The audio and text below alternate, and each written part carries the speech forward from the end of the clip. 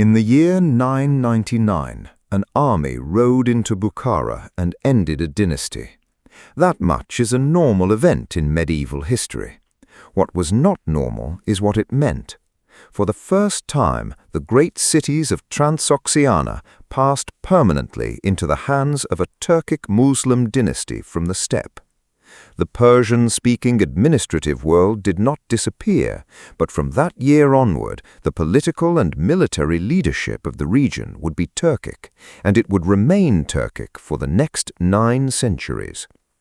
The Karakhanid dynasty that crossed that line was the Karakhanids, and the story of how a confederation of nomadic tribes became the rulers of the most sophisticated cities in the Islamic East is one of the pivotal transitions in Central Asian history. The Karakhanids emerged from the Turkic tribal world of the Semi-Retchi, the region of the 7 rivers north of the Tian Shan, in what is now southeastern Kazakhstan and northern Kyrgyzstan. Their tribal composition is debated among specialists, with the Karluk Confederation and the Yagma and Chigil groups all identified in the sources as components. The dynasty is called Karakhanid in modern scholarship after the titles its rulers used. Contemporary sources refer to them by other names, and the modern label is a convenience rather than a name they used themselves. The decisive event in their history was religious, and it happened around the middle of the 10th century. According to the accounts preserved in later sources, a member of the ruling family named Satuk Bukhara Khan converted to Islam. The sources place his conversion in the 930s or 940s and record his death around 955. What followed was a process rather than an instant transformation, but the direction was clear. His descendants continued as Muslim rulers, and Arabic accounts record that around the middle of the 10th century, a very large number of Turkic households in the region accepted Islam. The figure given in one well-known account is 200,000 tents, a number modern historians treat as indicative of scale rather than a census. The significance of that conversion is difficult to overstate. Islam had been the religion of the settled oases of Transoxiana for 2 centuries. It had not been the religion of the steppe.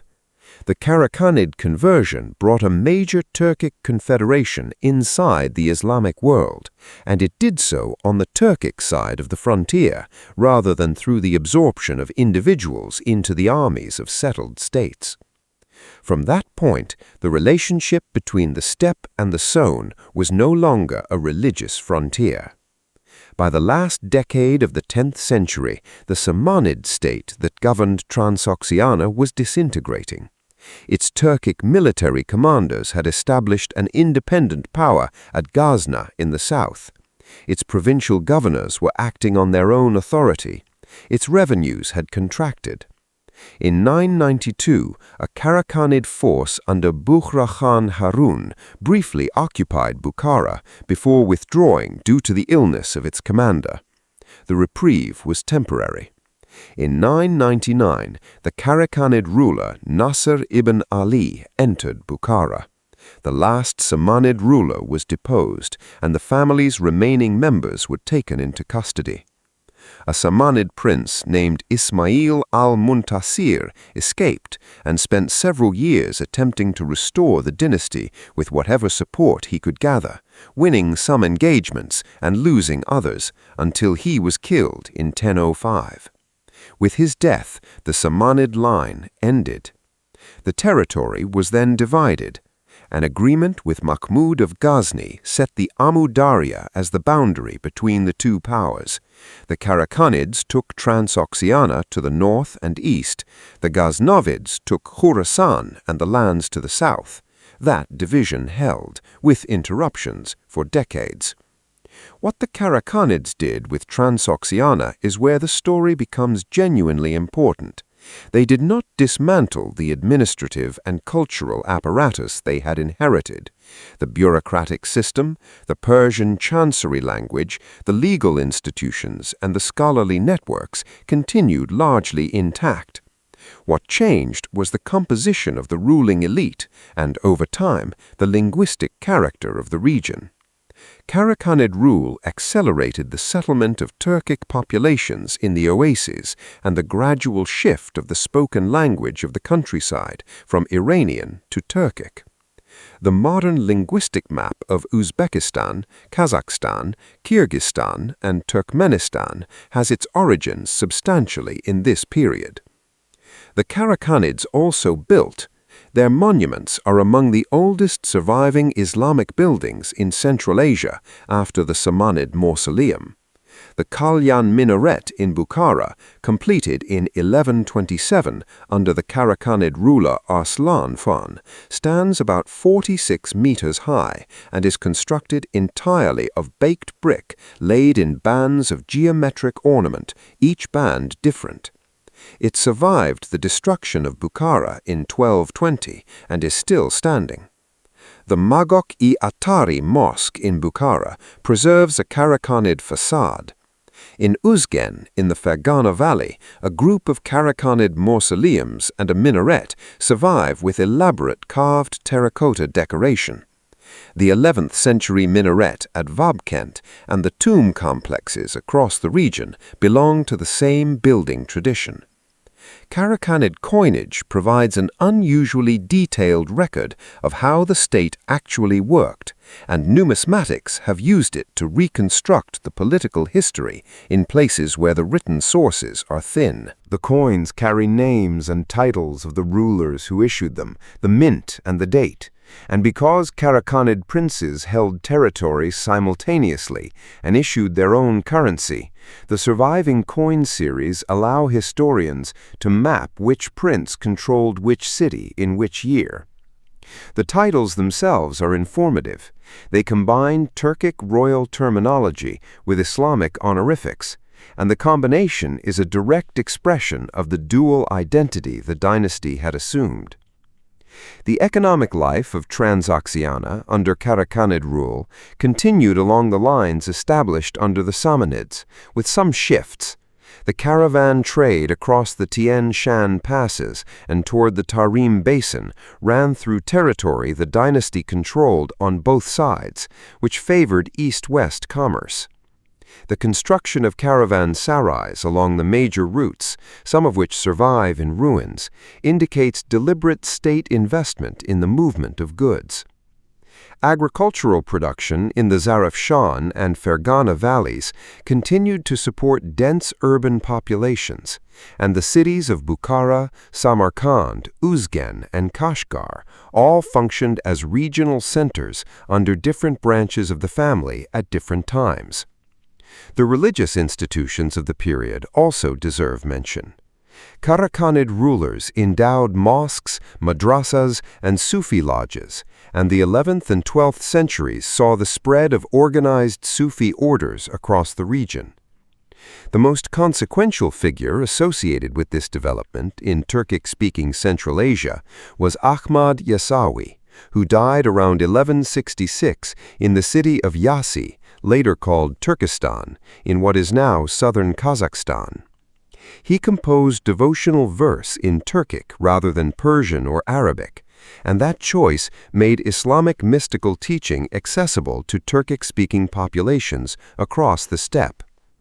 His influence on the religious life of Central Asia lasted for centuries, and the enormous mausoleum later built over his grave became one of the region's principal pilgrimage sites. Their political structure, however, contained a structural weakness that would prove decisive. The Karakhanid state operated on a system of divided authority in which the realm was partitioned among members of the ruling family, with senior and junior khans holding different territories under a hierarchy of titles. This reflected steppe tradition, in which sovereignty belonged to the dynasty collectively rather than to one person. It also meant that the state fragmented repeatedly. By the middle of the 11th century, it had split into eastern and western branches with separate capitals, and the two frequently fought. The relationship between the khans and the urban populations they governed was also more complicated than a simple story of conquest. Bukhara and Samarkand had established religious elites with their own authority, wealth, and networks, and the chronicles record repeated friction between Karakhanid rulers and these urban notables over taxation, appointments, and the limits of princely power. In Bukhara, the leading religious families accumulated sufficient influence that at certain points they functioned as an effective counterweight to the dynasty. Governing the oases required negotiation, not simply occupation, and the sources show the Khans learning that lesson. That fragmentation left them vulnerable. The Seljuks, another Turkic dynasty, rising from the same broad steppe world, imposed their authority over the western Karakhanids in the 12th century. Then came the Karakhanids, a non-Muslim people driven west out of northern China, who defeated a combined Seljuk and Karakhanid army at the Battle of Katwan near Samarkand in 1141 and made the Karakhanids their vassals. The dynasty continued in reduced form, subordinate first to the Karakhanids and then to the rising Khwarezm Shahs, until the last of its lines was extinguished in the opening decades of the 13th century. But by then, the transformation was complete and irreversible. 2 centuries of Karakhanid rule had done something that no amount of military conquest alone could have accomplished. It had joined the Turkic steppe world and the Islamic urban world into a single political and cultural system. The clearest evidence of that fusion is literary, and it appears in the 11th century under Karakhanid patronage. 2 books written within a few years of each other established Turkic as a written language of serious intellectual work for the first time. One was a long poem of political and ethical instruction presented to a Karakhanid ruler in Kashgar. The other was a comprehensive dictionary and description of the Turkic languages, compiled by a scholar of Karakhanid royal descent and presented to the Caliph in Baghdad. Neither book could have existed without a Turkic dynasty that was simultaneously confident in its own identity and fully at home in the Islamic scholarly tradition. That is what 999 actually changed. The dynasty that entered Bukhara that year is far less famous than the conquerors who came before it and after it.